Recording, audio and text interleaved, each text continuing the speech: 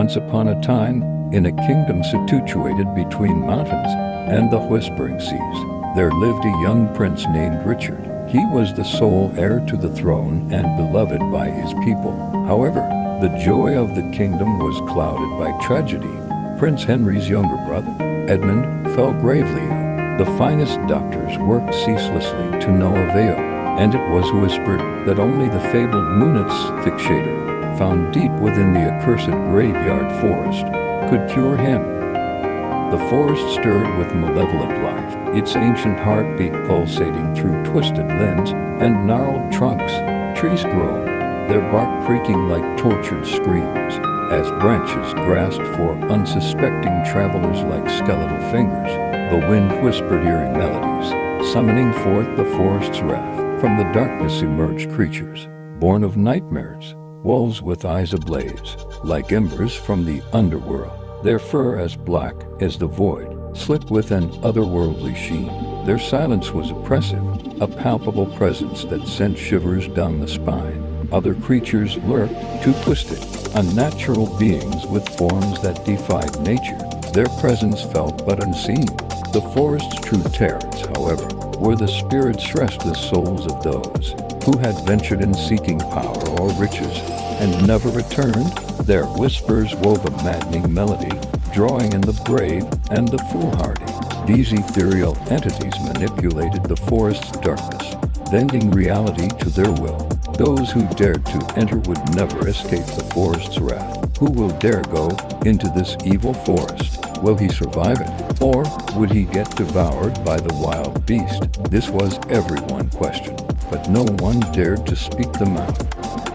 Prince Henry volunteered to go into the evil forest to get the healing herbs for his brother. It took about 3 days of preparation to get his weapons and local charms ready. The finally came, and all the villagers saw him off. To the forest's border they wished him good luck. It was an emotional and highly tensed moment for both the villager and the prince, but he had to proceed. As Henry crossed the threshold into the forest, an unsettling shiver coursed through his veins, as if the land itself was alive and watching. The ancient trees loomed above, their twisted limbs like macabre sculptures, their bark groaning with a sound that was both decay and lament. Shadows writhed across the forest floor, like dark, ethereal serpents, twisting and turning in a maddening dance.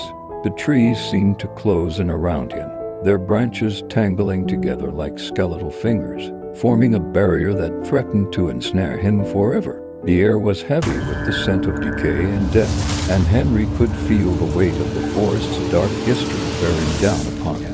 Every step felt like a betrayal, as if he was trespassing on sacred ground, and the forest's wrath would soon be unleashed upon him. Henry felt a tremor shoot through him. The Volf was a sentinel of the forest, and he knew instinctively this was a creature unlike any he had faced before. "Turn back, young prince," the Volf growled, its voice rumbling like distant thunder. "This is not a journey for the faint of heart.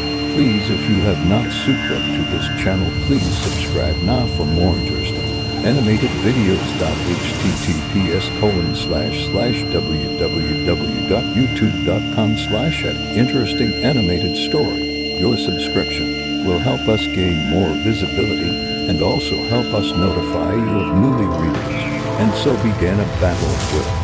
The Volf lunged, fangs bared, but Henry was quick. He dodged and swung his sword, glinting with the magic inherited from his ancestors. The clash echoed through the trees as he fought, heart racing and sweat mingling with fear. With one final mighty strike, he lunged forward, his sword finding its mark. The Volf yelped and dissolved into a cloud of shadows, leaving behind an eerie silence. Breathless, Henry stumbled into the glade. There, glimmering under the moonlight, stood the Moonshader, its radiant petals glowing softly. He plucked it reverently, the scent filling him with warmth and hope. With the vital herb in hand, he turned to flee, but the forest had other plans. The air thickened again, and a wailing spirit emerged from the shadows, a gaunt figure, its face twisted in anguish. "Leave this place, or suffer my wrath," it howled, its ghostly form flickering like a dying flame. Fear gripped Henry's heart, but he stood firm. "I will not yield," he declared, brandishing the herb as if it were a shield. "I will save my brother, perish dry." As the spirit lunged, a brilliant light burst from the moonshaker, illuminating the dark forest. The spirit shrieked, retreating momentarily as Henry pressed forward. The power of love and sacrifice radiated from him, causing the spirit to wail in unearthly sorrow before dissolving, like morning mist in the rising sun. Breathless but victorious, Henry emerged from Graveyard Forest, the first rays of dawn kissing his face. He raced home, each step fueled by hope. There, in the castle's chambers, Edmund lay pale and frail, a shadow of the boy he once was. With careful hands, Henry brewed a potion from the moonshaker. Moments later, the first drop touched Edmund's lips. Life returned to his brother's face, and color blossomed in his cheeks. Their family's laughter soon filled the castle, echoing through the halls, a stark contrast to the horrors Henry had faced just hours before. The kingdom rejoiced. They sang the praises of Henry for being very brave and courageous. Prince Henry and his brother celebrating together in love. Love finally prevails, and the whole city is lively again. Moral: where there is love, there is sacrifice. The level to which you love can be seen by the level to which you are willing to sacrifice.